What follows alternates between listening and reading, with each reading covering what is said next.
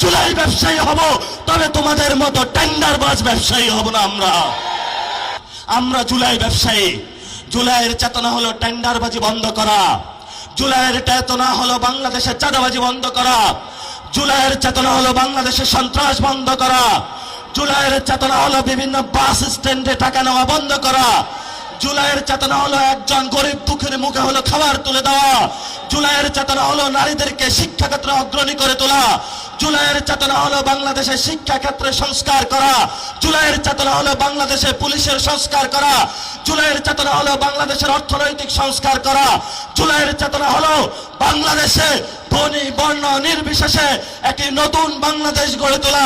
যেই বাংলাদেশের স্বপ্ন আমরা 47-এ দেখেছিলাম, যেই বাংলাদেশের স্বপ্ন আমরা 71-এ দেখেছিলাম, যেই বাংলাদেশের স্বপ্ন আমরা 24-এর এই গণ অভ্যুত্থানে দেখেছিলাম, এটাই হলো জুলাইয়ের চেতনা। যদি আমরা জুলাই ব্যবসায়ী হয়ে থাকি, আমরা হাজারবার জুলাই ব্যবসায়ী হব, তবে তোমাদের মতো টেন্ডারবাজ ব্যবসায়ী হব না আমরা।